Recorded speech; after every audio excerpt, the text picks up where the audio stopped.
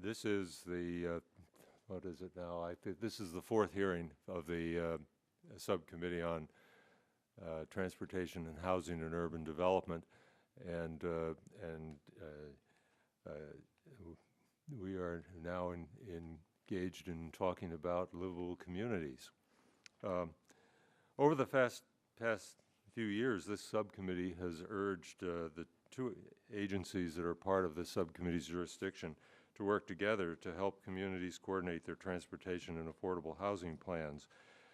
Yesterday, we heard from the Secretary of Transportation, Ray LaHood, and the Secretary of Housing and Urban Development, Sean Donovan, on their vision for how we could create more livable, sustainable communities across the nation. And I was very pleased to hear that the two secretaries have come together to establish a Sustainable Communities Initiative. Specifically, this initiative will provide planning grants to help the communities integrate housing, transportation, and land use planning, as well as better coordinate DOT and HUD programs on research. We will see the details of that when we see the budget a little bit later, but they both assured that there would be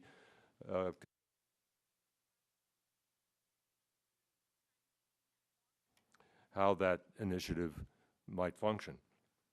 As I mentioned yesterday, to me, a livable community is a neighborhood that links the transportation mobility needs of the old and young alike with affordable housing, job opportunities, shopping, green infrastructure. In my view, transportation, housing, and energy policy have been handled as separate spheres or silos with little or no coordination on the federal, state, and local level for far too long. Over the last 2 years, our subcommittee has promoted green building and access to transit within the Hope 6 affordable housing program. We've urged the FTA to work with grantees to incorporate green building practices and standards for newly constructed transit facilities, and we've provided funding for the Departments of Transportation and HUD to explore ways that the two agencies could better coordinate transportation and housing programs to promote affordable housing near transit. This morning, we have a distinguished panel of experts and practitioners who will help us further explore the opportunities and challenges associated with building communities that link transportation and housing in order to achieve more sustainable, livable communities that serve the young and old alike.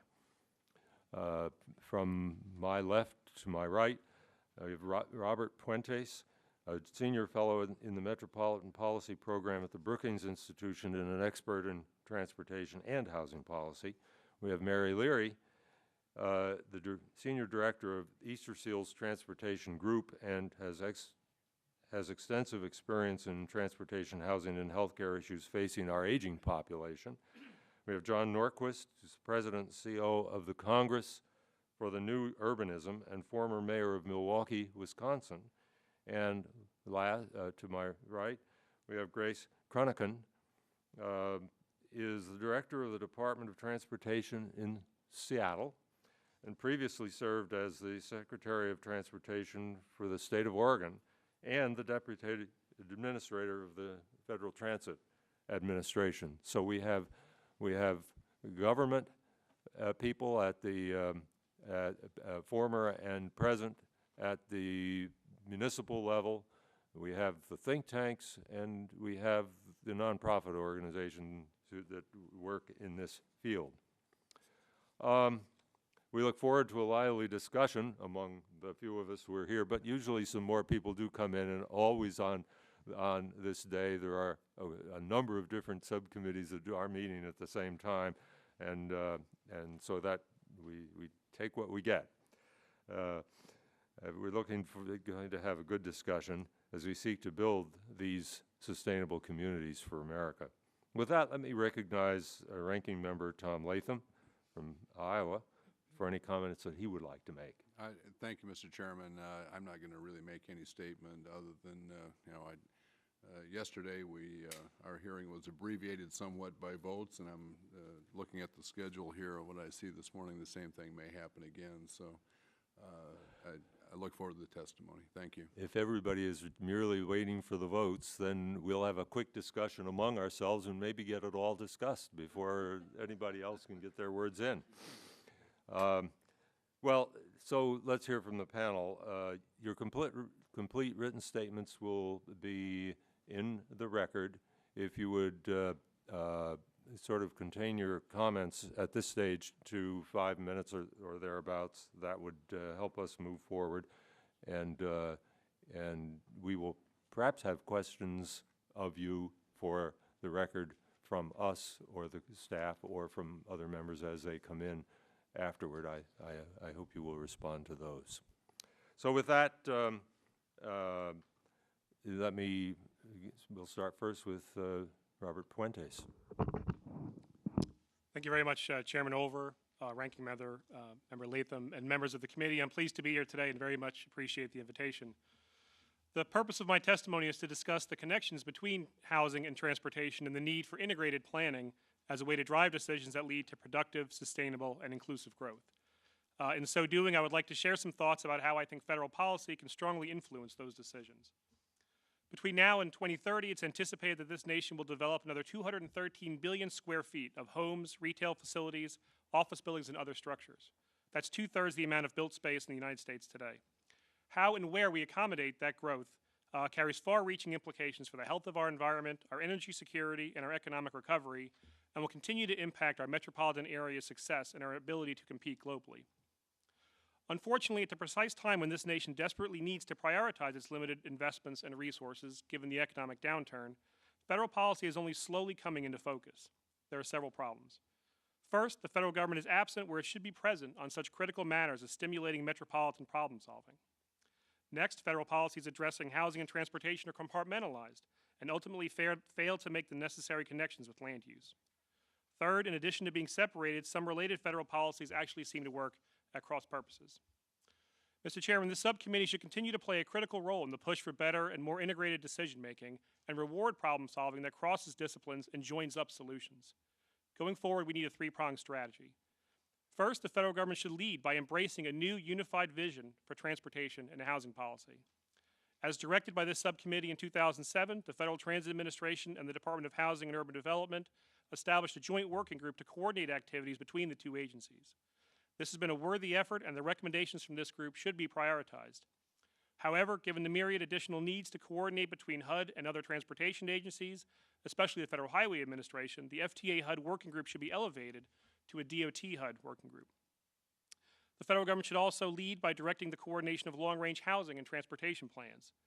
At minimum, consolidated housing plans should be required to report on the relationship of HUD investments to transit, and transportation improvement plans can be required to report on how the proposed transportation investments support the need for affordable communities. The federal government could also condition large pots of federal funds, especially transportation, on achieving new performance goals that will require localities to coordinate, innovate, and make land use changes. For instance, meeting a specific jobs housing balance by increasing accessibility indices, eliminating or converting vehicle trips to other modes, providing a fair share of affordable housing, or requiring certain percentages of housing at transit sites to be affordable. Second, the federal government needs to empower states and metropolitan areas by challenging them to develop truly integrated transportation, land use, and economic development plans in order to envision how, in what form, and what kind of infrastructure will be necessary to serve the projected growth over the next couple of decades. In this regard, the federal government should assist states and metropolitan areas in one of their hardest tasks, transcending the stovepiping of disparate programs that remains a serious cause of undesirable development outcomes. Sustainability challenge contracts could be awarded in a competitive process to those that devise the boldest, most interdisciplinary proposals to link up local objectives such as employment growth, development of low-income housing, and alternative transportation choices and accessibility with national objectives of promoting energy independence and environmental sustainability. The application should demonstrate real partnerships between some combination of states, localities, metropolitan areas, the private sector, and citizen advisory groups. And eligible projects and activities could include blueprint-style metropolitan planning and technical assistance, strategic implementations such as regional workforce housing initiatives, or taking local initiatives like inclusionary zoning and making it metropolitan, as well as certain capital investments. The third strategy is for the federal government to maximize not just its own workings, but that of its partners to optimize metropolitan prosperity. In order to commit to a paradigm of integrated decision-making, a major overhaul is needed in how the federal government collects, assembles, and provides data and information. For one, the definition of affordable housing should be redefined to take into account not only the cost of housing, but also the cost of transportation and energy that's associated with that housing. Only the federal government can ensure that the multi-agency coordination necessary to keep the databases that such disclosure is dependent on of high quality and up to date. With the nation's housing and transportation challenges escalating at the same time that growth and development, climate change, and energy security issues are on the rise, many are calling on the federal government to chart a new path forward. Mr. Chairman, I believe rewarding greater coordination between housing and transportation would help address these related challenges. Thank you very much for the opportunity to appear before you today, and I look forward to your questions. Good morning, Chairman Olver, Ranking Member Latham, and distinguished subcommittee members and staff. It is an honor and privilege to share why livable communities with seamless access to accessible transportation is such an essential element of long-term health, wellness, and quality of life for older adults and people with disabilities. The need is great. A compelling example is a story we were told at one of our events associated with safe mobility. It is about an older gentleman from a rural community. At a town hall meeting, this man told local officials that when he could no longer drive, he did not want to live. A hush went through the room, and people said, "Oh my goodness, he shot himself." And that's exactly what he did. When he went to local DMV and he could no longer drive, he went home and killed himself. So at Easter Seals Project Action, a longstanding center at Easter Seals and the National Center on Senior Transportation, where we partner with the National Association of Area Agencies on Aging, we focus on improving the lives of people with disabilities and older adults through enhancing mobility options. These are cooperative agreements with the Federal Transit Administration where we provide training, technical assistance, applied research, and outreach. Over the next few minutes, I will share information and best practices from our center's activities. And from our work in partnerships, we know that collaborating and innovating to streamline access to services is the right approach. Now with movements such as Livable Communities, we are gaining even more insight into what is needed to enhance the health and wellness of Americans. Here are a few facts about older adults. They volunteer.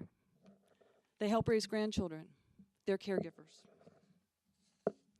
To support older adults in these roles, we need to expand sustainable and livable communities where everyone can remain at home, whether or not they have mobility impairments. This is especially true given the difference in quality of life and cost between aging in place versus aging in an institution. Evidence of this need is reinforced by three very, very well documented realities. First, when people lose the ability to drive, they become depressed, as we've seen. When people are depressed, they have reduced health status. And reduced health status equates to higher health care costs. If we can keep people safely mobile through livable communities with transportation options, we will ensure that no one is stranded. One of the most compelling practices we see is mobility management. We believe that an investment in mobility management is one of the single most effective things that Congress can do to help communities assure that the mobility needs of people with disabilities and older adults are met, and thus make their communities livable. Mobility managers link appropriate service to individual-specific mobility abilities. They help identify service gaps and expand transportation options so that people who can no longer drive have other ways to get around. Volunteer driver programs are cost-effective and popular ways to expand services for older adults, especially in rural and frontier communities, and in urban regions they are useful ways to expand and connect service to existing transit systems. Technology is an area of great potential, and several grantees are fielding information technology scheduling, dispatching, and cell phone-based callback systems to increase customer satisfaction and coordinate rides. Trans Systems of Massachusetts has also done research for us that studies bus rapid transit, approaches to stop announcements, and transportation service for people with disabilities in rural and small urban communities. Just as the recent FTA HUD Action Plan on Better Coordination of Transportation and Housing Program suggests, in our activities we have found that coalition building is an essential and a highly effective way in increasing mobility. Planning activities should be pervasive and include leaders from the transportation, health and human services, local officials, nonprofit, faith-based, and business community so that they incorporate the perspectives of key stakeholders. But for success, we found it is especially important that the users and the consumers of these services, older adults and people with disabilities, are at that table. Coordination creates change and acts as a catalyst for a variety of policy approaches to increasing transportation access. In one of our publications called Stories of Changed Lives, a woman who uses a wheelchair talks about how when she was told that she could no longer use paratransit services because the fixed route system had become more accessible, she was actually very concerned about her ability to do that. But once she learned how to do it and used it, all of a sudden she had so much more independence and mobility, and she was so, so happy. So we have a vision for livable communities. There are places where housing is located adjacent to transportation choices, where people can be healthier, where cars are not the only means of transportation, where everyone has access to walking, rolling paths, safe street crossings with appropriate signage and signals, and curb cuts and public rights-of-way that are easily navigable, where bus stops are safe, well-lit, and plentiful, where light rail and major bus routes have neighborhood feeder systems with enough on-demand transportation, and where all of these services are affordable, well-advertised, available, and planned, and reviewed regularly with user involvement across rural, urban, suburban, and frontier environments.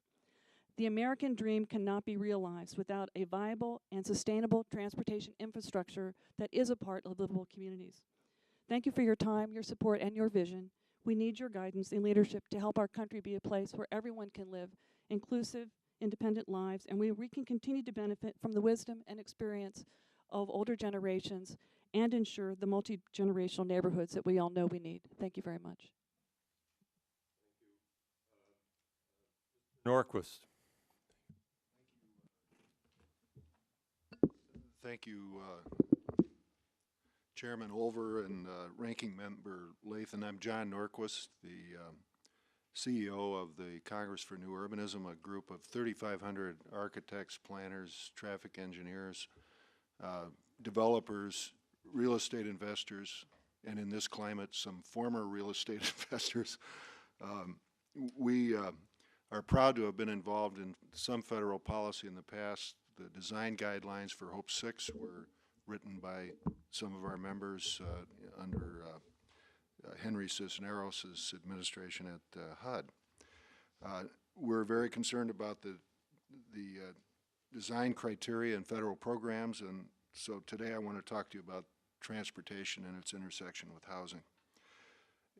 I want to compliment you and your committee for bringing housing and transportation together. It's a tragedy when programs are often silos by themselves, when specialties take over the thinking instead of bringing them together with synergy. So thank you for doing that. One of these specialties is traffic engineering.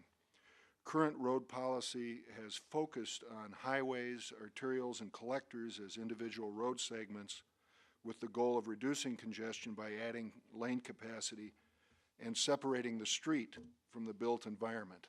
In other words, getting everything out of the way of the traffic. The system depends on large road types that attract traffic and ultimately grow congested, particularly at rush hour when you need them the most. For thousands of years of human history, urban thoroughfares have served three purposes: movement, commerce, and social interaction. This is this is a street that engineers were trained to build in the first half of the 20th century. It was called the two-rod street. 50 feet of pavement, 8-foot sidewalks, 2 rods from the center lane to the building line. This street, Crunican Avenue in Milwaukee, an old neighborhood in Milwaukee, Bayview, clearly fulfills the three traditional functions of an urban thoroughfare. Here are 3 sets of streets coming together in Wicker Park in Chicago, a successful neighborhood that's done well in this economy and held its value. Most streets today, however, are built for only one purpose: moving traffic. And there are huge setbacks so that roads can be widened later.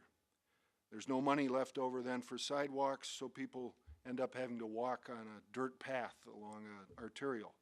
Or as an alternative, they can walk in the gutter. When you have lots of streets on small blocks, as in, say, for example, Northampton, Massachusetts, the streets don't need to be so big. Many streets share the burden, giving travelers lots of choices, including walking. And networks like Northampton are a great setting for jobs, good living, and they hold high value per square mile. And yet, federal and state road policies put over half the money spent on pavement in the United States on grade-separated highways, the top end of the functional classification system. We now understand that freeways don't last forever. In 1973, New York's elevated West Side Highway collapsed and was replaced eventually by a street. With views of the Hudson restored, Manhattan's Lower West Side gained residents, jobs, and vitality. In 1989, An earthquake damaged the Embarcadero Freeway, which had replaced a boulevard in 1950. The boulevard is now restored. The freeway is gone, and jobs and residents are back. Even the traffic has improved since the boulevard helps distribute cars more evenly across the grid. In Milwaukee, without an earthquake, we removed a freeway segment, replacing empty lots and surface parking with the beginnings of good redevelopment. But by far the most dramatic change of all can be seen in Seoul, South Korea, where an elevated roadway built on top of a river at the end of the Korean War was replaced in 2005 with 2 surface streets on each side of a restored river.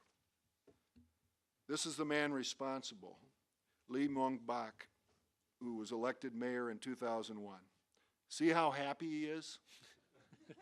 He had the courage to do the right thing, and now he's president of South Korea, and maybe not quite so happy.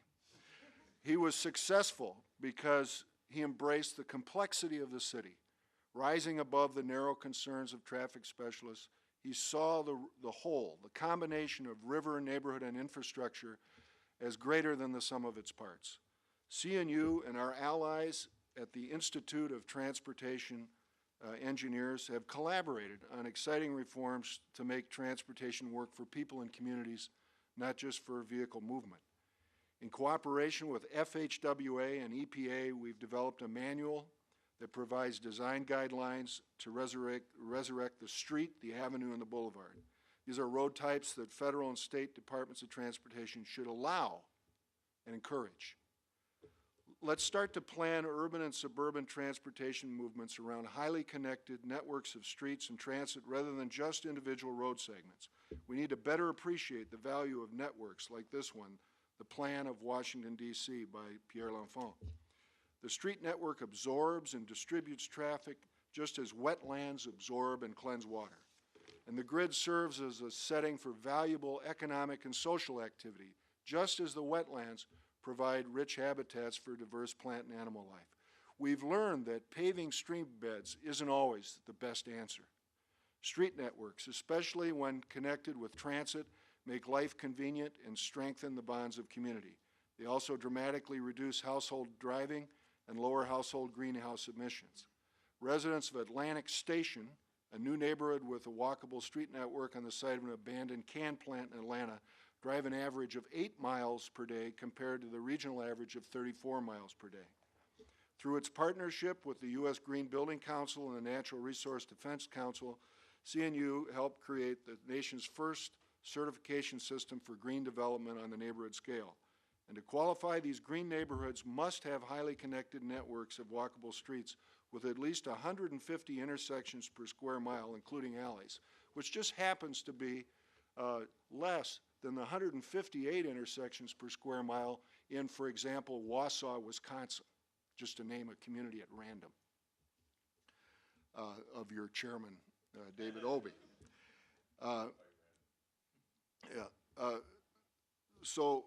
Anyway, the oversized highways and the arterials that the federal government typically funds lead to not only higher infrastructure costs and carbon emissions, but less viable neighborhoods.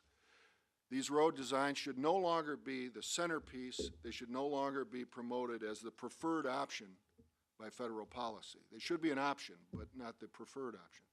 Research by the Center for Neighborhood Technology of Chicago and the Brookings Institute confirm that neighborhoods with connected street networks and transit service give families real relief from high transportation costs.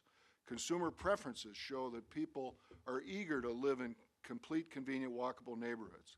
Future transportation policies should support that preference. Transportation investments should be at a compatible scale with the neighborhood. They should build on rather than undermine the efficiency and environmental performance of walkable mixed-use neighborhoods. I urge you to take advantage of the opportunities to realign federal transportation policies around sustainable networks. Thanks to Senators Carper and Specter and Representatives LaTourette and Blumenauer, the Clean Tea legislation now being considered includes language about local street and transit networks. Likewise, T4 reauthorization is an opportunity to further direct investment toward infrastructure that actually adds value to communities. Key clean T provisions could be incorporated in T4 to help move it beyond the predictable highways versus transit modal split debate. States and regions that receive T4 funds would benefit from plans that take into account the carbon impact of their transportation investments. Such planning will lead to communities to high-performance street and transit networks that achieve transportation and environmental goals through effective use of federal dollars. Transportation engineers at CNU and ITE realize that the Federal Highway Program must evolve into a federal networks program.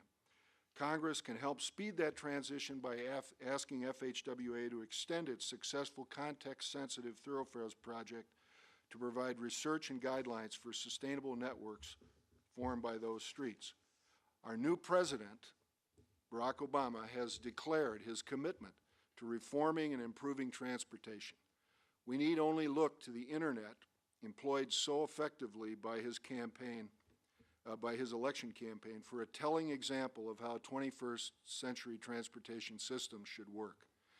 Internet traffic makes use of a network of linkages, breaking up large volumes of data into small packets and distributing them through a web of available nodes.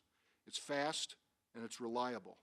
The same model applied to transportation networks will allow all modes of traffic to flow over multiple routes, reducing travel times, making driving, walking, and bicycling easier, and making transit service and emergency response more effective.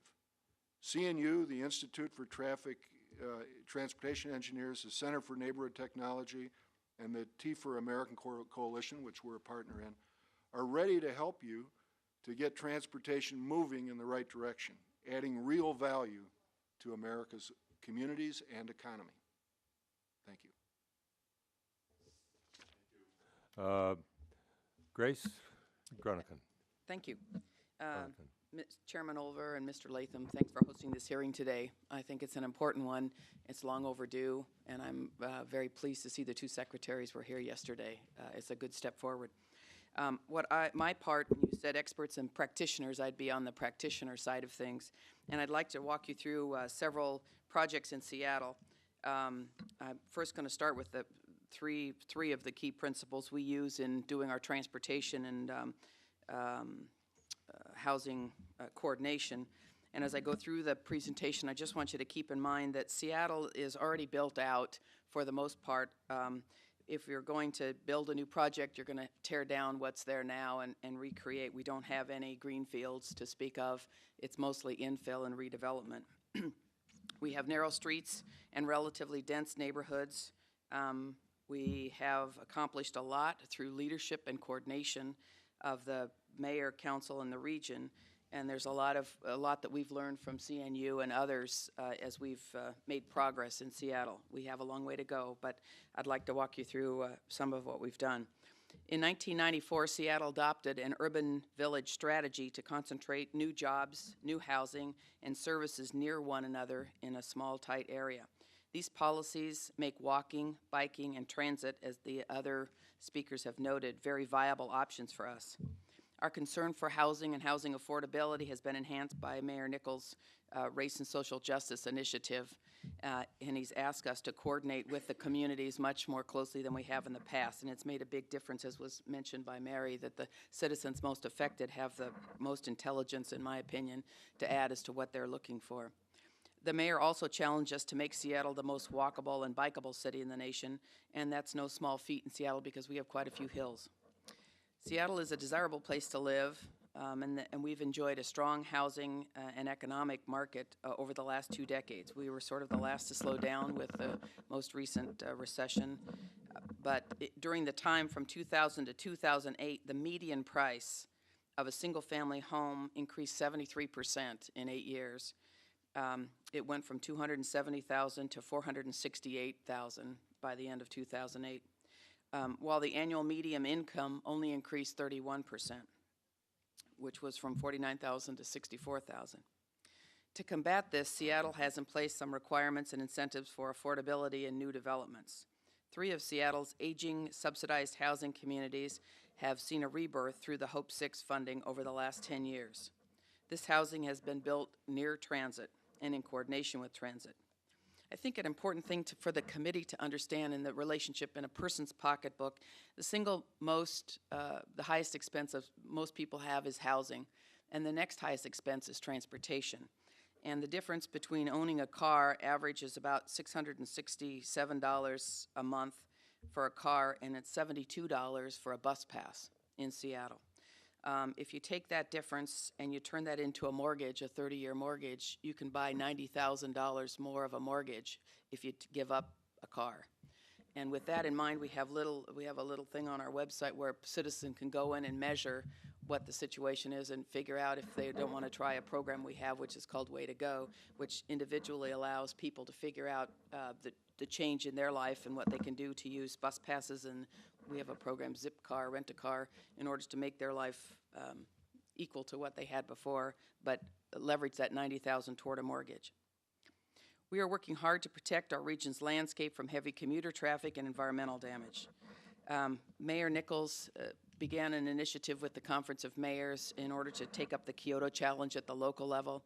We now have 900 mayors that have accepted this challenge to reduce greenhouse gases and improve our carbon footprint. I've got up on the screen New York's carbon footprint. Every city has to do their own analysis, and we don't have the tools in place right now. I don't think the science is there yet. That's something that some of the think tanks, I think, could help us with. But on the whole, you'll see from these slides that New York City has transportation, in the transportation-related areas, 20% of their carbon footprint comes from transportation. In Seattle, it's 59%. So we're not that much worse. It's that we have hydropower for our electricity, so our buildings are using a green source from the beginning. Therefore, our focus has been largely oriented towards transportation. So in Seattle, in 2007, we adopted as a challenge to meet this global climate change, a complete streets policy. And the Complete Streets Policy provides for facilities encouraging more people to walk, bike, take transit, and support freight movement. And it was very much in line with what John Norquist was saying about roads that have specialty functions. Instead, we're trying to integrate the function, make them accessible. So every time we go to repave a street, we have a process where we go back and look and see, could we add a bike lane here? So we have a bike plan that calls for certain streets to be improved, but as we go through our pavement program, if we can add a share-o, which is a shared use lane, or a bike lane, we make that improvement. This is especially important for those who don't have a car, can't drive. It provides a place for people to walk. We also have a sidewalk improvement program that's underway. 23% of our city, though it's all built out, has no sidewalk. The key to our Complete Streets Policy is continuous review and improvement, and to remember that the car is no longer the organizing principle. And in some of our western cities, the car, and rural communities, the car has been the organizing principle. We're trying to make it one of the organizing principles. As I mentioned earlier, Seattle is in the retrofit business. Everything we build is usually within an existing urban fabric. The three projects I'd like to quickly walk you through describe how we're trying to put our principles to work. The first one is in South Lake Union. This is a segment of the South Lake Union streetcar. It opened in 2007. It's a 2.6-mile line constructed in 17 months. In financial partnership with adjacent property owners, they put in about half the money. We did receive about $15 million from the federal government, but it was mostly through the process where at the local level we distributed the money. It wasn't through the New Starts category. We did have some earmarks, but it came through the federal highway program. So that's why we were able to construct it in such a short period of time. We weren't using the FTA New Starts process. It carries over 500,000 passengers, but more importantly, since 2004, with just these couple of miles of streetcar line, we've connected 2.9 square feet of commercial office space, 1,980 new dwelling units, and that's on a base of 2,800 units. So we will almost double by the time this gets going, the housing units. And there's about 9,000 new jobs that have come online. And we've connected with that 2.5 miles, those jobs, those housing units and commercial office space with our main soon-to-be-open light rail line and a hub called Westlake Center. So this extension of downtown has been enabled through this streetcar. By 2024, the neighborhoods expect to build an additional 4.4 square feet of office space, and add 9,000 new dwelling units. That's again on about 2,800 units that were there to begin with, and 20,000 new jobs. One can see the changes happening in the neighborhood. There are grocery stores being built. Parks are being redeveloped. These are essential components to shape a neighborhood, especially for transforming industrial and one-story retail to 6, and in the future possibly 20-story buildings which will house a mixed use of office, residential, and retail. My second example is a 15-mile light rail segment which will begin operation this summer. It will connect downtown to the airport. It runs through the middle of Seattle's most diverse neighborhoods and is shown here by this purple line. Building walkable communities sends a signal to the car. It says that the car will be put in this place. It should park here and it should fit here. It takes away the dominance of a car and puts the dominance. You can build a community for people or for cars, and in this case we're orienting toward the people and putting the car in its place, so to speak. This promotes some biking and walking and transit that wasn't available or as available before. Over 67 languages are spoken in this particular part of Seattle. There is a large immigrant community, and it's important to keep the housing affordable. This has always been the entryway to Seattle, whether you're talking about the Italian community as it moved to Seattle or the African American community, and now we have communities coming from Africa that land here. And it needs to be affordable. It's the role that community plays. With help from 35 million in Hope 6 grants, we replaced 484 worn-out public housing units that were built in 1940. We built 850 households that are mixed apartments, townhouses, and single-family. We replaced low-income housing with 310 on-site units and 174 off-site units. New Hawley is another example of light rail attracting investment, receiving $47 million of the Hope 6 grants to help replace 871 units. We built 1,400 affordable units and market-rate housing units with 100% low-income housing replaced on-site with this one. Our third example in planning is a project that is in the planning stages. We will be transforming Yesler Terrace, providing housing and office and retail space. Yesler Terrace was built in 1939 and was the first racially integrated housing project in the nation and currently houses about 1,200 residents in 561 apartments. The existing community is actively involved in planning for the future. The project is solely locally funded and will include existing number of low-income units as well as sustainable amount of market-rate housing. We believe sustainability and affordable housing can go together, and we are trying to achieve a LEED Gold standard with this development. This community will be served by an extension of another Seattle streetcar project, which was funded through local levies. The next segment will connect this Yesler Terrace with the regional light rail system and with the major medical centers in the city. The retrofit of Yesler Terrace community is scheduled to be accomplished by 2014 and will be served by the streetcar, as I said before, linking. As I said in the beginning, Seattle is retrofitting our transportation system. We're improving our productivity, and we know we can move many people in different ways. Here you see 200 people being moved in 177 cars. This is 200 people that can travel in 3 buses. And this is 200 people that can travel with 200 bikes. We don't have any bikes made for 2 apparently in this slide. We're trying to find new ways to manage our right-of-way to move more people and goods.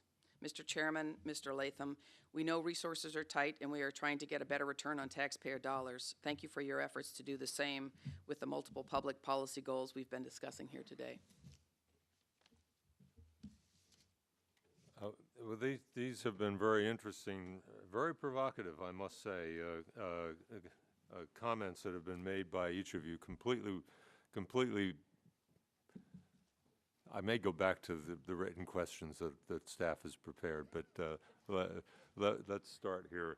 We're going to go back and forth for 5 minutes with me and then 5 minutes with Mr. Latham, and we'll go back and forth until we get reinforcements here. Or we get the bell that takes us off to the next thing. I have some thoughts with each of your testimonies.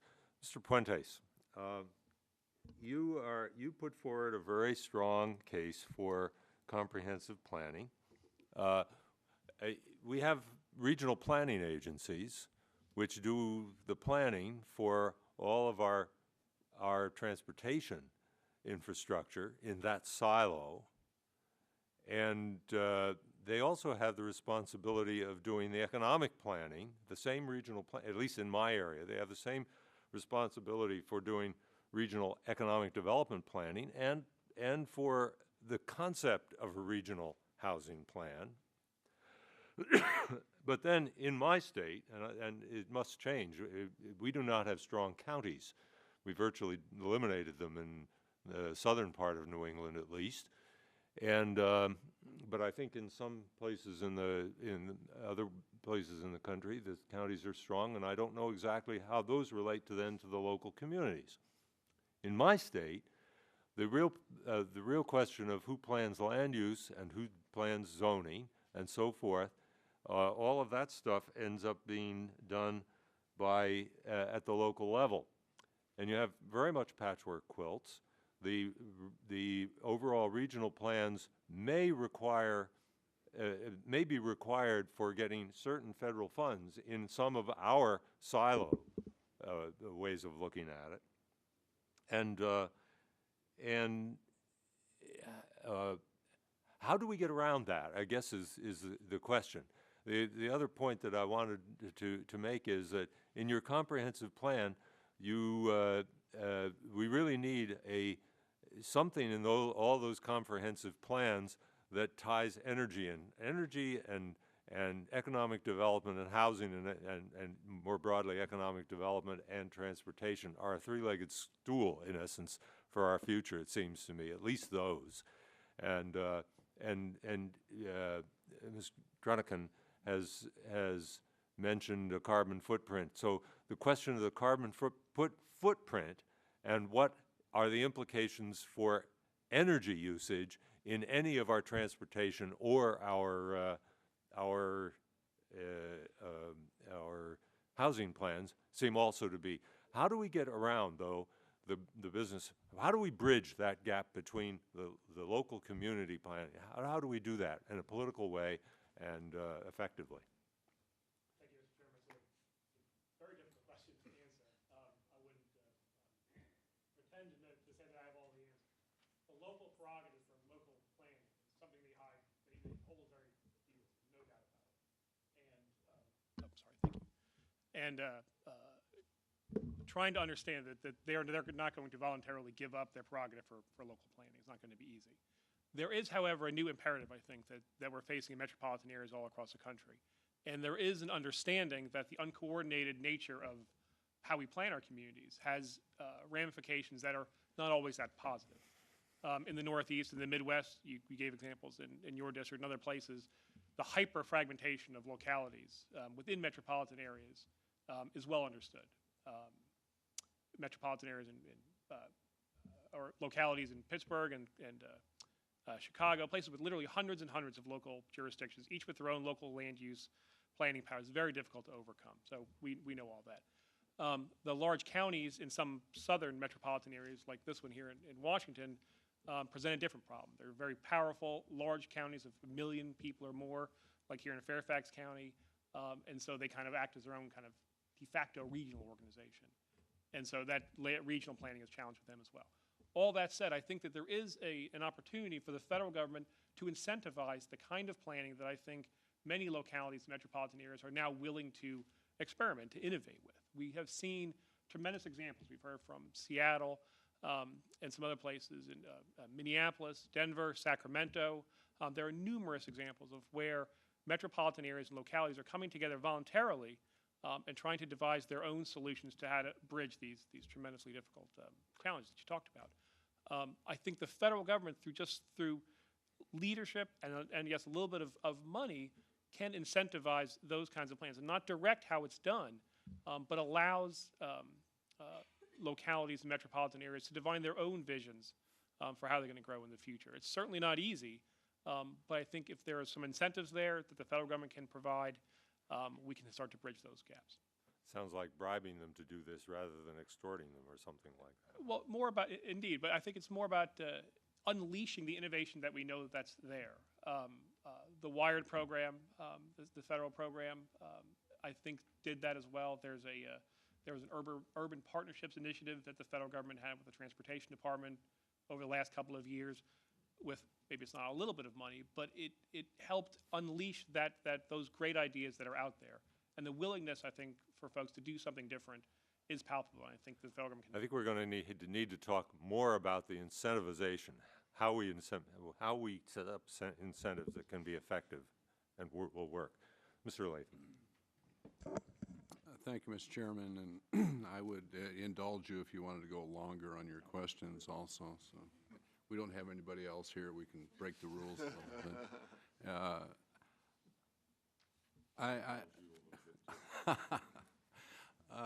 I'm always interested, and I think Mr. Puentes mentioned about sometimes government programs or initiatives are at cross purposes. And in the economic stimulus bill, I think there's $7 or $9 billion that are going to have rural America hooked up to broadband so that we could keep people in rural areas, keep them dispersed out in the countryside, and in fact, what we're talking about is more urban sprawl. When you think about the areas that are going to get these funds and to have everybody have access to high-speed internet. If anybody, not just for the whole panel, but if anybody has any comment on something like that, I mean, just so you know where I'm coming from, I mean, I, until 2 years ago, lived in a town of 160 people. I lived a mile outside of town in the suburbs of 160 people. Rush hour in Alexander, Iowa was when Nancy Shermer went home from the bank at 3 o'clock in the afternoon. So we have a lot of different ideas, I guess, about and how it affects rural America also. But are we at cross purposes on a bunch of these initiatives? Any comments? Go ahead, John. Well, yes. I mean, I think Good answer. I think Okay. your example of the broadband, you know, as a former mayor in Milwaukee, I always had second thoughts about the rural electrification program and all this thing. You know, our constituents Be careful. subsidize everybody else. Okay. Yeah, but then I stopped them after I visited Paul Carver and Dave Obie's office, and I understood the purpose of the rural electrification program. But just to answer your point, I think there can be cross purposes, and that's inevitable in politics. But there are things that the federal government does that are counterproductive, that aren't just at cross purposes, but are actually counterproductive to economic goals and environmental goals, which actually often converge. You know, using less energy per unit of production is a way to make the economy function better. And that is when the metrics are bad. And the problem with, you know, the never-ending problem with, you know, how do regional planning commissions do better work and all that sort of thing, it's going to be hard, you know, whether it's incentives or anything else. But the one thing that really works against good planning is bad metrics. And so when you have, in the 1920s, there were good metrics. If you take the average main street, any main street in a city in Iowa, would have, if you go around and check, Cedar Rapids, Des Moines, Ames, whatever, you're likely to find that exact street with 2 rods from the center lane to the building line, 50 feet of pavement and an 8-foot sidewalk. And when somebody went to Iowa State and learned civil engineering, that's what they learned, to build that street. Now they go there and they're going to learn to build a 72-foot arterial with a 20-foot median so you can have a double left turn lane with a blown out side on each, 100-foot setback on each side. You can't build the American Main Street that you see on cookie cans and everything else. You can't build it anymore. It's illegal in most of America. That's a bad metric. And so the federal government doesn't need to necessarily intervene more. It actually needs to allow these urban types to be part of the federal pavement program. And you can see this over and over again, where there are examples. And, you know, in terms of Republicans trying to be for less government, a lot of you put your finger on one that's probably popular in most rural districts, the broadband thing. It'd be hard to oppose. But in this case, the road metrics shouldn't be looked at as pro-rural, because every little town in Iowa that was built before World War II has urbanism. You know, Littleville, Decorah, Iowa, which I'm very familiar with because I had a relative. Big town in my district. Yeah. Well, Decorah, Iowa has a nice, charming little downtown that couldn't be built new because the metrics that Iowa DOT and the FHWA have out there encourage just the exact opposite, and that needs to change. And we have a great Nordic Fest parade that goes right down that beautiful street every year, too. Yeah. That's interesting. Yeah, sure. Go ahead. I would point out two areas that might be of help. One is in coordinated transportation, which is in the rural areas, and some of it does come back to Congress. When you have a rural community and you need transportation to get to the hospitals, which aren't in the rural community, they're in an urban area, we have stovepipe programs for transportation, and some of them allow both the service and transportation in the money that flows to them, and some of them have discrete money that goes just for transportation. Right. So, you know, in the community, everybody knows each other, but it's not okay if you get money through the area aging, the AAA, the area association on a, what is it, someone in the audience knows, but for the aging program, we'll fund a trip for someone who qualifies in that program. Veterans Affairs will fund the trip to the hospital for the vet, and there may be a disability program either through schools or through welfare programs for a child to go. But very often the AAA can't carry the child and the vet to the hospital at the same time. And it's convenient for everyone to go on Tuesday, but the programs don't allow that sharing. And it's common sense. Everyone out in the rural area knows it's common sense, knows that someone goes or would take all three. And that breaking down those walls is something Congress could do. The second area is in highway and transit. The money, you have to be very creative and know how to work the system to be the most productive with the money. The programs are set up. The state FHWA is very comfortable dealing with the state. They're very uncomfortable dealing with the cities or the metropolitan areas. They feel comfortable getting the okays and the certification through the state. Well, in our state, the metropolitan area, the Seattle Puget Sound area, state highways are extremely important, but the orientation Olympia has is the same orientation when I ran the DOT in Oregon, Salem has. You have to find the right people to go work with the urban areas, but they still have to go home to John's traffic engineers that were educated at the state college and were told certain standards, you know, back in 1965 or 75, and they approach the problem like this. The money that federal transit gives to the transit systems. We have two large transit systems. Nobody gives money to the city. I mean, you have to really work hard to get the money to come to the city. The city is the entity most likely to address the housing problem you're talking about and try and make that coordination. And while we have STP and CMAQ, those are the most flexible funds, and that has been a success at the local level in the three areas I'm familiar with, San Francisco, Portland, and Seattle, because it allows flexibility and it allows the local give and take. But short of that, the institutions are all set up to really fund the a certain provider. They're not looking on the ground where the jurisdictions are quite different. Okay. Can we continue with the answers here, Mr. Chairman? Okay, go ahead. Mary, you had. You know, 5 years ago, GAO admonished federal agencies on that very issue as it related to transportation. And it said, you know, there are over 60 transportation programs, over $3 billion, and that's probably maybe 20%. And so the United We Ride initiative was born, and the really exciting part that we've seen in that, and I was privileged to be a part of that for the Administration on Aging, was there's something called BORPSAT. I don't know if you guys have heard this. Doug Burney always talks about it at Federal Transit Administration, but it actually came from Connecticut. It's called Bunch of Right People Sitting Around the Table. And what we found across communities in the United States is when people have gotten together and they've talked to each other, so the aging community, you know, using Older Americans Act funds, you know, getting together with the transportation community, you know, utilizing Federal Transit Administration funds, whatever they are, including the Exciting New Freedom Initiative program, or, you know, veterans funds, or labor, education, we found that they've done some absolutely amazing things.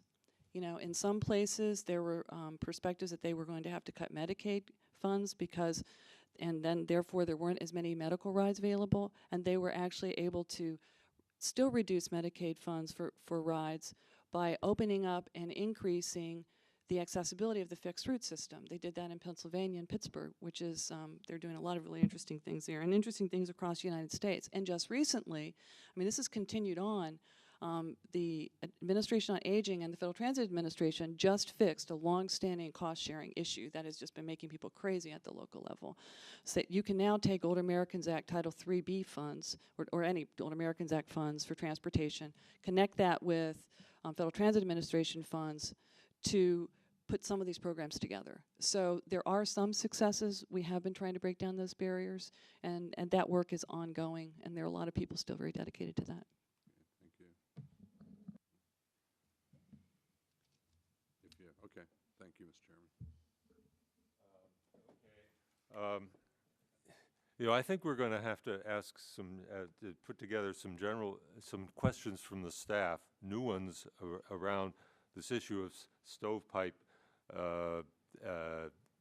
examples that all of you, I think, know about, and of incentives that some of you, I think, have very clear ideas about. I have a couple of other thoughts here. There'll be other categories, I think, that will come forward that we could benefit from, I think. And that, anyway, I wanted to get to, I have to go, Mr. Latham. I was wondering, what was it that was causing the traffic jam when the banker left the office? And I was thinking that when the banker left the office, everything else closed up and the roads rolled up, which was a sort of a, I was brought up in a very similar community, about 200 people in Pennsylvania. It's hard, and we had a roller skating rink and a bowling alley. They were in the same building. The roller skating rink was above the bowling alley. That was the only recreational thing there in the community. It was 100 miles from New York City and had a lake nearby. And in the early 1900s, had a group of about a dozen boarding houses. So it was a summer tourism thing because of the lake. Otherwise, it was a farming community. And I was thinking the only traffic jam was at the time that the bowling alley and skating rink opened in the evening, each evening, and so on. By 1950, the skating rink and the bowling alley were dead, and the boarding houses, because cars and motels and so forth, and people traveling, everybody having a car, those were dead, and the community was dead. You know, you could have not found anybody around. So, but you raised the issue. I was very much taken, Ms. Leary, about the example of the gentleman who when his car was going to be taken away, ended up committing suicide. Ultimately, I suppose we have more than a few of those. That's one of the biggest problems for a family when their parent becomes 85 or 90 or something. You got to take the driver's license away, and it made me send my staff out because going along with that, you made a couple of times you made a point that especially in rural communities there was a difference. We've been talking largely about planning in urban areas. The practitioners here largely about urban areas. That map over there, I sent my staff out to bring that map in. That map shows the pink areas are the counties that are losing population in this country. Losing population in census by census for several censuses. When that happens, what's happening is that the young people, in large measure, are going away for education and staying away for opportunity. And there's disinvestment in the services, in the transportation, in the medical capacities and so forth you mentioned the problem of where you could get medical services and how that might happen. And ultimately, that, of course, once the young people, the people who are of childbearing age, have left, then those counties are actually the counties that have the oldest, in general, the oldest profile of its population. And eventually, that means that there's going to be a further dive in population. Now, broadband might provide an opportunity for education learning, long-distance learning, and maybe for some jobs to be created there. But I'm not sure that we can turn that around. I don't know whether you think that can be turned around. I think that's part of your question, Tom. So I'm wondering, how do you think we deal in the rural in those kinds of communities? It's happening, and that's pretty. There's a long group of those, Iowa and Illinois, and in Appalachia, you see the pink ones up and down the Appalachian area. The same thing is happening. It's the same. Those are states and areas that are going to lose representation. Eventually, they're losing population, or at the point of stagnant population where the population is moving from the rural areas into the urban areas, where we really need to plan with good planning what's going on when we do move into the urban areas. But what do we do with the rural areas? Tell me. Well, it's a really, really difficult question, Mr. Chairman. And one of the reasons why that story is so compelling, sometimes when we talk about things like depression and mobility management, it seems so clinical. You know, when you hear the story, then you really feel it in your gut. And we've learned so much with the civil rights movement for people with disabilities over the last 20 years about the triumph of the human spirit. And particularly in rural communities, what we really find is there's a lot of activity around volunteer driver programs, and this whole concept of mobility management and taxi services are kind of, in some cases, on the research.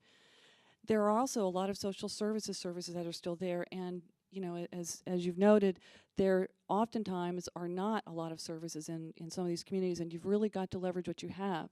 So the whole concept of mobility management, that's really what it is. Mobility managers, when we have them at that local level, are those, I like to call them the Marines, because they just, every mobility manager I've ever met, they have such a esprit de corps, they love what they do, they get very connected to the people in the community, they understand what they need, they get connected to the resources in the community, and they bring them together. So we really believe that with a strong infrastructure connected by some capacity building mechanisms to share best practices, that a network of mobility managers could be one of the most important elements to create mobility. And also, we've got to redefine what mobility is. You know, so often mobility is getting in my car and driving. But if we can help people understand that mobility in the United States is related to this fabulous transportation infrastructure that we've built, so citizens can get around whether or not they have a car and whether or not they have a mobility impairment, well, that would be an amazing thing. And then we wouldn't have people being very concerned when they can no longer drive. And we would have the greening of America. People would be healthier. They'd walk more. They'd stroll more. We always like to say walk and roll in our world. And so those are the two things I would say. You know, I just got back from listening to either further demonstration grant successes at the American Society on Aging National Council on Aging Conference. And these volunteer driver programs and these volunteer programs, you would just be so amazed at what they're doing. They're doing really essential things. And many folks are using mobility managers as a connector for these processes. In a way, you're suggesting that we need a much broader kind of conversation with people who are in the health services area, for instance, and other kinds of social services areas, with what we're talking about transportation. Transportation disinvests from rural areas either.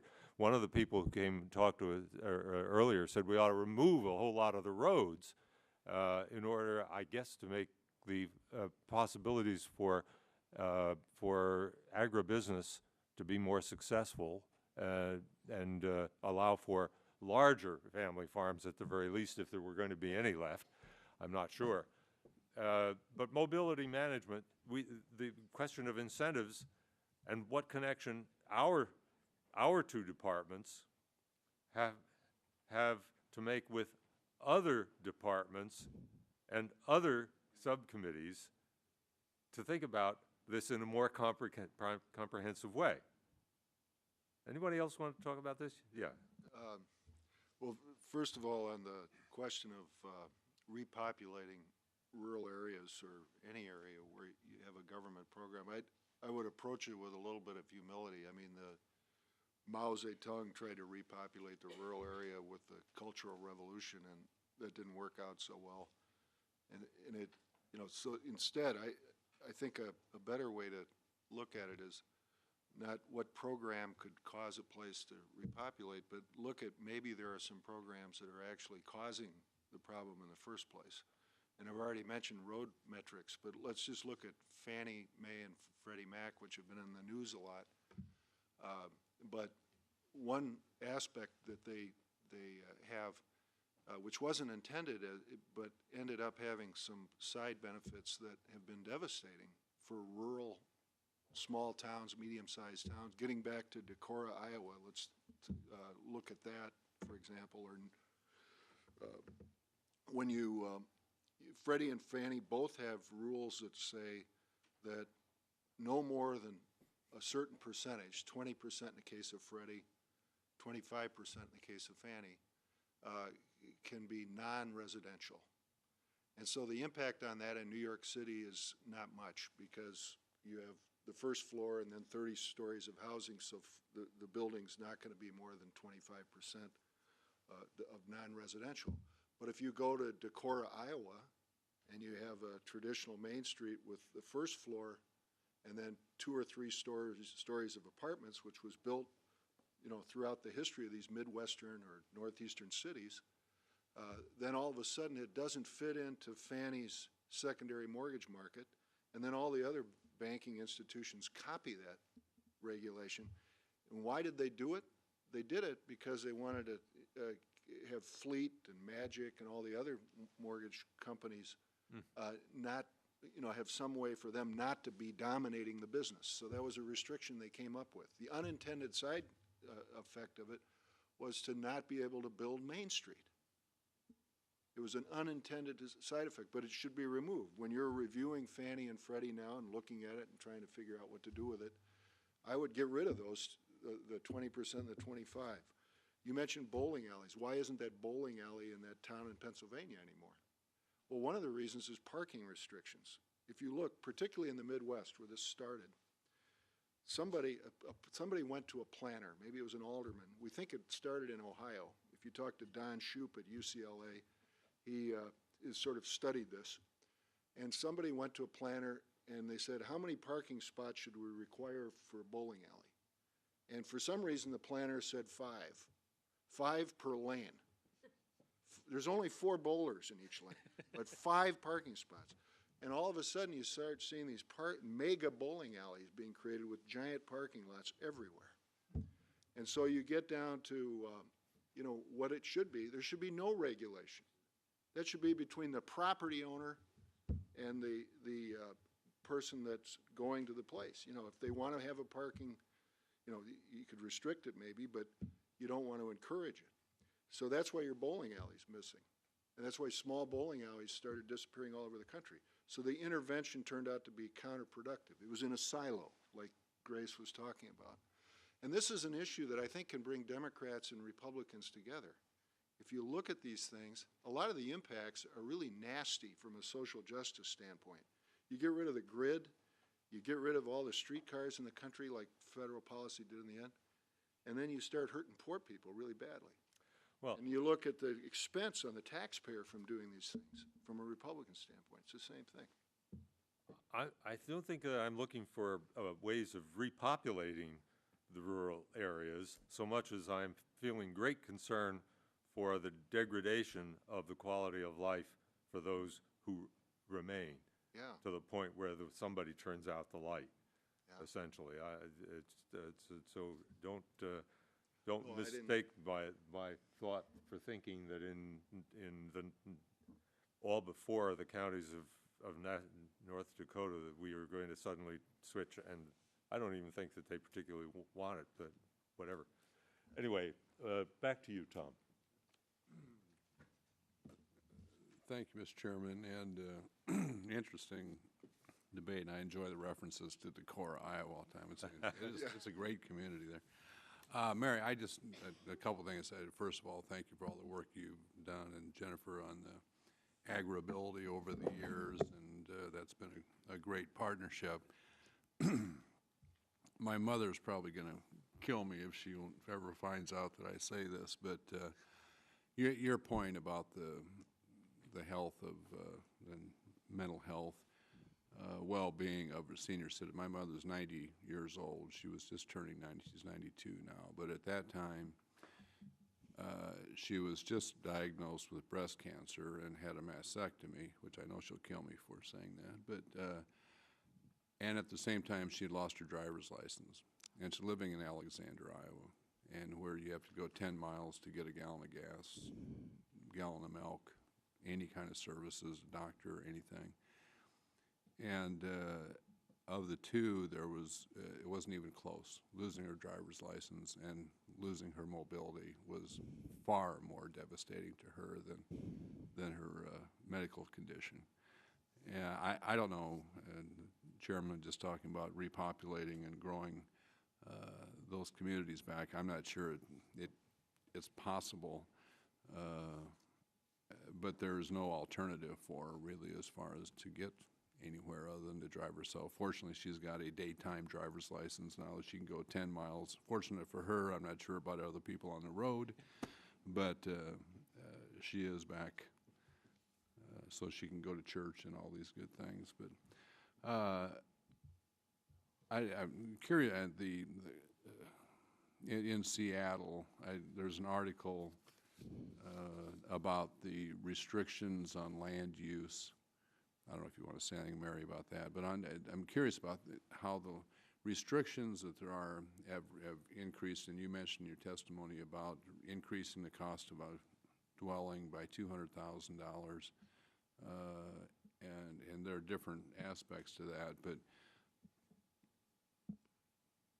is it going to be affordable for anyone? And you're talking about the median income was $60,000, $70,000, something like that. How can anybody afford to live in the community that is middle or lower, I mean, median or less income? It's virtually impossible, isn't it, to purchase? It's getting that way. I mean, we have the blessings of success. We have some industries that are going great guns, but the price of housing in Seattle proper has gone fairly high, as has the entire region. So we have passed a housing levy. I think it's up this year for the third installment of a 7-year housing levy to help create affordable housing, provide incentives. We've provided height incentives to developers, so if you want to go up a little higher, you have to create a certain number of affordable units of housing. And we are looking at our Hope 6 grants to help convert. But it's the curse of success, I think, and the livability also.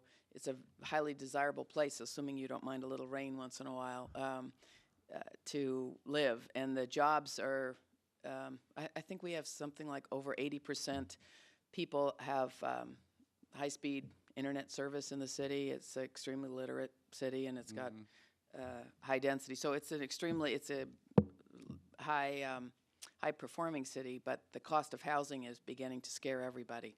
So we're looking at how to make those prices affordable. And one of the things to do, frankly, is to have a transportation system that means you pay less for an automobile. And maybe your family does have a car, but they don't have 2 or 3, which you do have in more rural settings or even more suburban settings. So doesn't the price of the home close to you had the picture of your light rail. right.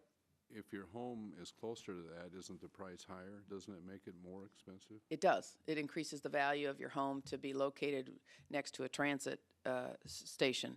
But again, the trade-off is there, as I talked about the $90,000 difference in mortgage that giving up the car can buy you, that it translates back the other way too. So if you have the transit pass, and in many cases the employer provides the transit pass. That's another program we have fairly successfully instituted in Seattle. Robert, yeah, in your testimony, I was caught by one paragraph in it. Federal government should act to ensure that housing consumers and suppliers are made aware of the full direct cost of housing. The definition of affordable housing should be redefined to take into account not only the cost of housing, but the transportation, energy associated with that. Is there a definition, or is there a matrix or something out there that you can make this definition now?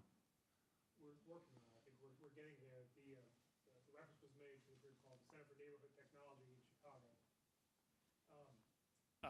That's been doing some work across the country trying to make this direct connection. For a long time in this country, our affordable housing policy was drive till you qualify. And as gas prices peaked about $4 a gallon last summer, this became front and center, I think, in most people's minds, that transportation as the #2 household expense really had dramatic impacts on household budgets. So the Center for Neighborhood Technology has created this Housing and Transportation Affordability Index. We work with them on this. They're trying to take this nationally, I believe. I think it's an excellent opportunity for this DOT HUD joint working group to use that, maybe pilot that for something for the future. Certainly getting this ready for Census 2010 would be very helpful, not just for this committee. All right. Okay.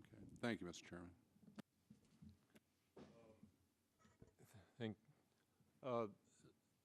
Ms. Crunican, your description of what Seattle has done is very compelling. The examples that Mr. Norquist has given were also very compelling.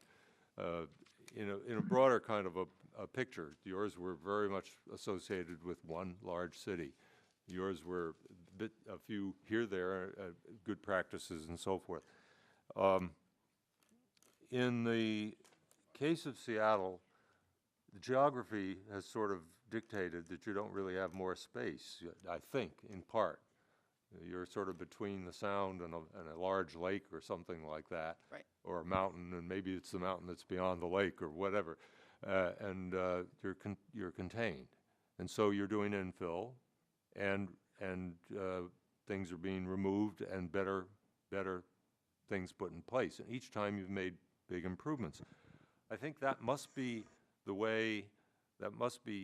essentially the way major European communities have functioned. Thinking of Copenhagen, for instance, which is quite contained. It could sprawl out into its island, but they don't allow that to happen. Instead, they have good wide boulevards and a lot of narrow streets and one-way streets and bicycles down those streets. Safety problems, because in Copenhagen you have 1/3 of all commutation is by bicycle, 1/3 of it is by transit, and 1/3 of it is by personal vehicles, essentially. And all of those function within that city. It's quite remarkable. They make it work, and it seems to be quite a livable place. There are a couple of places that I have had a lot of contact with recently. In Denver, I was struck by the fact that that if you look, the sprawl went in all directions to the skyline, to the horizon, essentially. And now they're trying to figure out how, after all that had occurred, how to correct for that by some transit operations, but also in the downtown. They've done some major things in the downtown. My impression is that Phoenix is a place very similar that is sprawled long before they got to the point of thinking seriously about how to correct that, and now they're working hard at that. And that's the other end. We need to figure out, I suspect, ways of helping them, being flexible enough to help them with, in all the various programs, to help them get to where they want to go once they've figured out what has to happen for them, that it's just not working or going to work. that way. You've gone through that, and you're contained by your geography. Gets me back in a way to the original business of how do we overcome this planning problem of providing the incentives in the process to help people do the right things and to just not allow them to do what's ultimately going to be bad in the whole way for the society in a whole. Anybody want to further comment on that? I think you're hitting exactly on the question, which is what I appreciate about this committee, combining housing and transportation, because then it gets you to think outside the box. If you look at any of these communities, if they're going to be dealing with FHWA or the AASHTO standards or their own DOTs, they're going to fall into the trap of having these large blown-out roads. And Phoenix is trying to figure out how to urbanize itself again, how to have a community that is walkable, at least in the places where they can achieve it. The law needs to allow that to happen. It needs to encourage that to happen. And that's why it's important for the Congress to work with the DOT and work with the AASHTO and everybody and allow these urban forms to reemerge. And then you'll start to see it come back, whether it's a small village or whether it's a big city like Phoenix or whatever. But right now it's not even allowed. And you can see it with coding and zoning in California. For years they had a law that almost required separate use zoning throughout the state, except in a few places that were so dense like San Francisco they couldn't impose it. And a few years back, they changed the law to allow, they didn't force it, but they allowed mixed use or form-based codes to be adopted by communities around California. Now the majority of the communities in California have adopted those codes. Their planners know that they can legally create the kinds of things that people want that are more efficient. And that's what your committee is uniquely set up to do. Because you go to the transportation committees in each house of the Congress, they're so focused on the equipment and the paving machines and the different interest groups that are around it. They don't see the impact on the rest of society. And so when you take housing, transportation, and the economic development, put them all together, and you can change these things. And then the communities can start to heal themselves.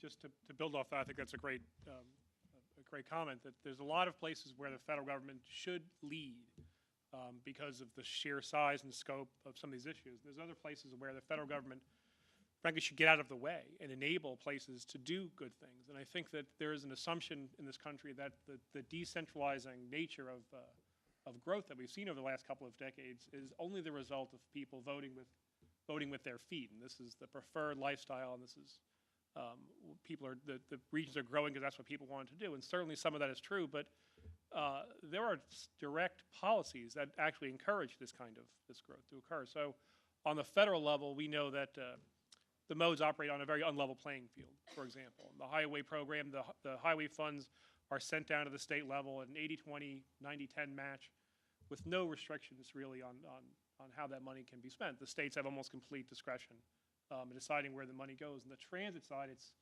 it's very different. It's a much lower match. The process to get the funds approved is hyper competitive, hyper bureaucratic. It focuses, frankly, we think, on the wrong things, on time savings as opposed to the ability to build the right kind of communities, as Mr. Norquist mentioned. So at least letting the federal government enable places to make their own decisions based on equal requirements and rules and regulations, and weeding out that subsidy for sprawl. And if it's going to occur, it's going to occur for lots of different reasons. But it shouldn't be incentivized as it is right now on the federal, state, and local policies. But the things this committee could do is to weed some of that out. Okay, that sounds to me like Leary get out of the way, laying out laying out good guidelines, but that has to take into account a broader than just transportation and housing. That does need to take into account energy issues and energy balance. What is our carbon footprint and things of that sort. If you originally talked about incentives, well, he says there has to be some sticks as well, and you agree with that. You say disincentives for doing the wrong thing, which is sticks if you're doing the wrong thing. Sticks, it's not necessarily penalties for doing the wrong thing after the fact, but just disincentives for doing the wrong thing if you have proper goals in the first place. Just one quick point on this. The goal needs to be the right goal. The goal has been over simplistic. It's been we could agree on the right goal, couldn't we? Rather easily. We could probably quickly. I hope so, but one goal that I think has been the wrong goal is the idea of defeating congestion. And you'll sometimes hear people say, well, you know, you can't build your way out of congestion. Actually, you can. Detroit has built its way out of congestion. Congestion is a really low priority problem in Detroit. They built every road that Michigan DOT ever dreamed of, and they've created a community where congestion is not a big problem inside the city at all. But it's depopulating very quickly. Right. So that was the wrong goal. The goal ought to be what adds value. What adds value to the American economy? What adds value to the local economy? Ha. Mr. Chairman, I assume those bells mean you're going to be voting soon. Is that fair? Maybe, maybe not. Okay. There's something I'd like to throw on the table as a little history, a little perspective on how these programs came together. In the 1960s, the federal transit program known as UMTA, the Urban Mass Transit Administration, was created. And it was created in the late 60s basically because the private transportation systems had failed. The autos had been successful, people were escaping to the suburbs, and the economics of the private transportation systems was failing. So new transportation systems, public transportation systems, were forming. And because they were new, this is my opinion, having worked in the program a little bit, the rules were created assuming that the new people were either corrupt or inept, or could be. And so there's a lot of gotta watch out, gotcha kinds of elements to the late 1960s, early 70s rules that were created for UMTA, then to be FTA. The federal highway program started with the public road system a long time ago and was basically, you know, the theory that we grow. If we can get out there, we grow. And it wasn't assumed that there was a lot of corruption underway. Instead, there were some well-intentioned grads out of the state school going out building some roads, and some standards were set. And very frequently, the federal program is merely the reflection of AASHTO, the American State Highway Association officials, and their guiding principles from a state road systems point of view. And so they're bigger and wider, and just the elements, if you go back to the program of one of incentive and the American dream versus we're going to get you if you do something corrupt, you now have, after 40, 50 years worth of the public transit programs up and running, they're quite competent, they're quite intelligent, they're quite well educated, the people that run these systems. I'm not saying that some bad things couldn't happen, but no more so than some of the corruption you hear about contractors at the state DOTs. But the programs themselves, the federal highway is one of trust. Here's your allowance, you get it pretty much. Congress sometimes provides some earmarks, which I think are good. I used to be an appropriation staffer. I don't think they're all that they're made out to be in the press, but they can be for good projects. But in the transit world, they have what's called the New Start program, which is kind of the No Start program. They hold the money, they have less money than they have demand for, and so they had to come up with some ways to judge the programs. And it's in that judgment, if you're at the local level, you've got an allowance coming your way at the state level, money automatically flowing, and you've got a much smaller allowance through STP and CMAQ to make decisions for transit. If you want to get transit money, for the most part, most systems are beholden in coming to Washington and walking through the Federal Transit Administration, which has much more control than the Federal Highway Administration does. So the imbalance of the programs is one thing that is, I think, within the control of Congress. There's a lot of imbalance at the local level. People have different utility. The utility commissions in different states operate different and provide incentives for development or disincentives for the sprawl. That's an important role in terms of development. Whether the big city gets along with the little cities, we don't do that so well. I've made Seattle out to be this golden city on the hill with some mountains in the background and the water, as you mentioned. You know, we don't do a great job of getting along with some of our neighbors, and the region has different policies. In Portland, the policies are pretty much the same. Invest in transit first, and highways have a place. In Seattle, that's what Seattle would say, but that's not what our suburban cities would say. They'd say they have some huge highway needs that need to be met. So I think, as Rob, I think, tried to say, there's multiple parts to this problem.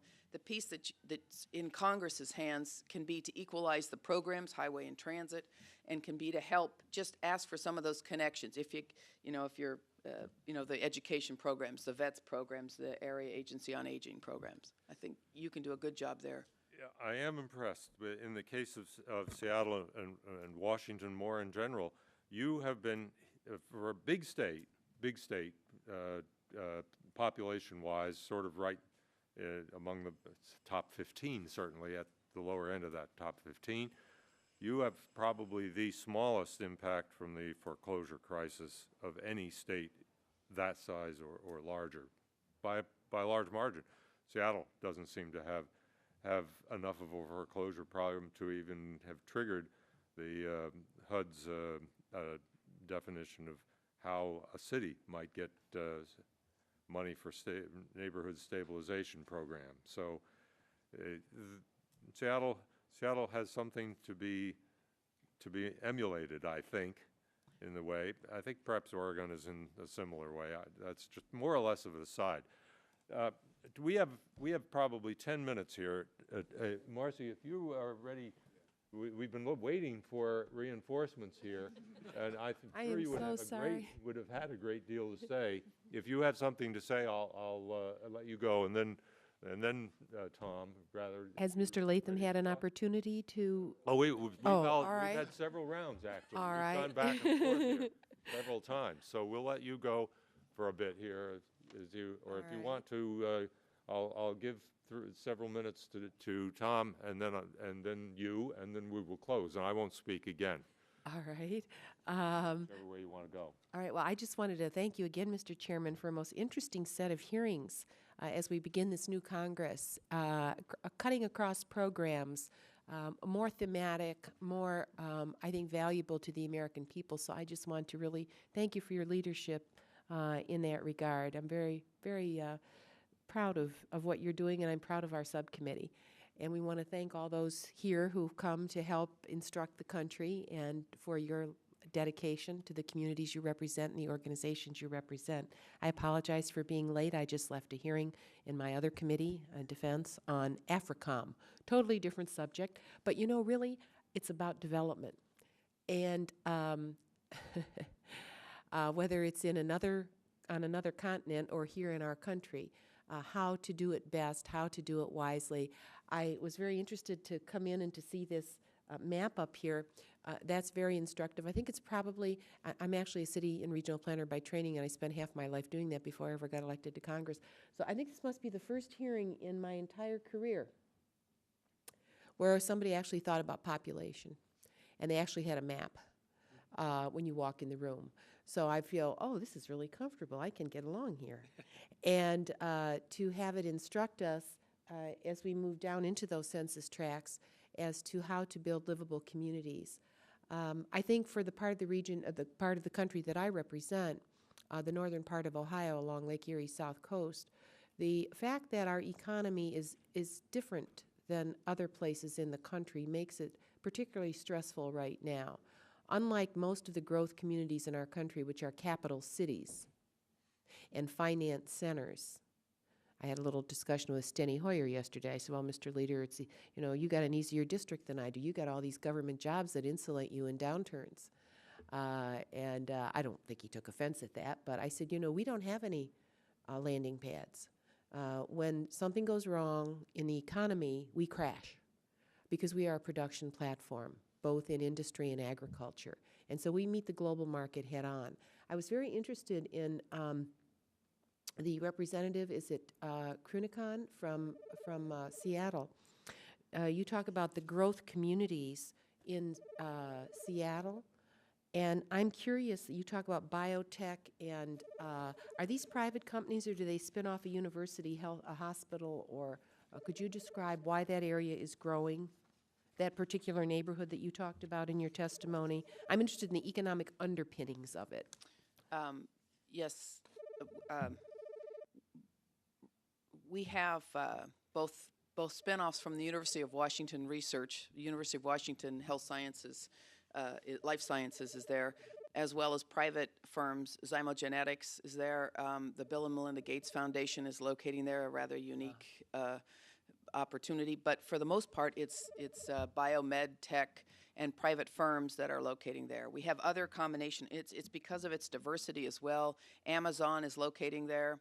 And so we have several, we have a synergy of a lot of different companies. And I think in part, the chairman mentioned before you got here, the difference in the housing foreclosures. It is because of two things, I think. Our diverse economy, we started with Boeing in the 70s, of course before that timber, but Boeing in the 70s, and we've expanded to Microsoft, to Amazon, to Starbucks, and we have a range of different economies in our base. And the second thing is that he mentioned growth management. I mean, he mentioned the lack of housing and us not qualifying for some of the housing that's been abandoned, walked away from, mortgages abandoned.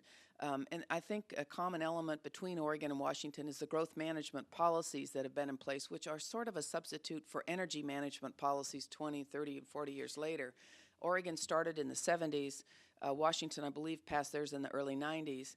So we've had some time to have that contained growth happen, and so you don't live further out, so that if you do lose your job, you've got maybe a more affordable mortgage in. Though the price of housing is up, your transportation bills are a little bit lower than they are the average. So I think it's a combination of things that are going on there. Well, what's really interesting, the way I look at the world is that, okay, Boeing, I mean, that was bedrock. Those contracts relating to the defense of this country, and they provided a real secure economic underpinning for your region.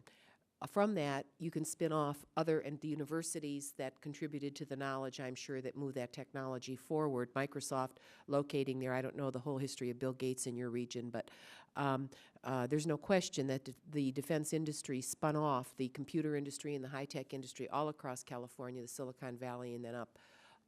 And so regions like I represent never had that. And when I look at where federal dollars have been invested and, you know, what they've yielded, to me, the way I look at a community like mine now, which is suffering under so much unemployment and has for a long time, if one looks at our university corridors, and you referenced biotech off your university there, I really think in many ways our universities are our growth corridors, even though they are federally they are subsidized by the taxpayer, either statewide or, and they provide they're a new spine. And so the biotech you're spinning off in my region is translated to our university, which obviously is all publicly subsidized, but we are spinning off research that we're now the third largest solar center in the hemisphere. And new knowledge from that grew out of our glass industry, which was an unsubsidized industry. But what's interesting about your pattern and our pattern is that the proximity to knowledge and to the knowledge base, and to neighborhoods that may be adjacent to that, as we think about new spines for development, I think in many places the university corridor becomes extraordinarily important, and we look at it in a different way than we did 30 years ago, where it was just an adjunct or it was just out there somewhere. It has come into its own in a way. My community, compared to 30 years ago, we now have a medical university, a graduate university in medicine, and we are talking about, we know we have our research technology park there, and slowly we are beginning to see companies that grow off of that. But there's a slow transformation, I think, occurring across our country, in some places faster than others, where you can see a new urban form taking shape. And what's interesting about it is that our bike trails, where are they anchored? They sort of are anchored in our metro parks, but they all lead to the university. And so it's just very interesting Now, do they lead there perfectly? No. Do we have a long way to go? Yes. Do we need help in reshaping the urban core? Our university is not located in the urban core, but proximate to it, not that far. The urban core for us will become our government center. But thinking about what are the job generators and how do you get jobs in job-tight regions, you have to create them off new knowledge. And when you have no federal investment for the most part, other than in subsidy dollars, frankly, one of the largest, and I'll end with this, one of the largest sets of subsidy dollars coming into our region, I think Tom Latham will be interested in this, every year in my little county, $100 million comes in food stamps. And one of the issues we've been looking at in a very agriculturally rich region like Northern Ohio is how can we weave ribbons of green and begin producing product for people right back in the city in our food deserts so that agricultural corridors also are reintegrated back into our urban core. And we have the ability to do that. So I just appreciate your testimony, and I will yield back the no time that I have. And I just appreciate your listening to me, and thank our chairman again. Weren't here to listen to hear Mr. Norquist's description of Detroit, which I thought was an incredibly powerful, cogent description. Toledo is obviously, from what Marcy's saying, is in better shape, but it is a little Detroit in a sense, a little like Detroit. Yeah, if I could respond to that. Last, We have 0 time left on the roll call, but there are 283 people who haven't voted. So if you have a comment, or otherwise you can go, and I'll stay until you folks have your chance to say a couple words, and we'll go. well, I was just going to say, last summer, my wife and my 2 kids and I had the pleasure of wandering off our trip across Ohio to Sandusky, Oh, yes. which is kind of hard to find because it's not on the normal routes people go, but it used to be. It had good train service and all that sort of thing. So as the transportation priorities change and there's been a lot more investment in rail and so forth, some of these cities like Toledo and Sandusky and so forth, their beauty will be revealed again to people, and I think it'll help it capture some of the prosperity that places like Seattle have. That's a hopeful thing. Mr. Chairman, I appreciate that comment, and just say Carolyn Kilpatrick, Congresswoman Kilpatrick and I, we want to tour Detroit together and look at urban farming in Detroit, because the very same issue, we want to ripen it. Frankly, I think the biggest job generator for you, besides it's got to be your farmers market. You couldn't do enough there and build a wing on that to produce all winter long off Eastern Market. But in any case, thank you. Mr. Latham. Thank you very much for all your testimony, and Indeed, I will simply second that. Thank you very, very much. We will have good reasons to talk with each of you more. Okay? Have a good day. Here's mine. Thank you so much.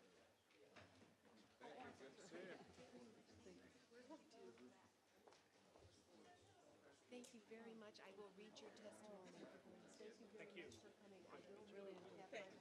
May I? Where are you from? I'm with Easter Seals. Good friend of St. Casey's. So say hi for me. Nice to meet you. Oh, did they have the baby? Oh, have you worked with Yeah, thank you. You worked with them.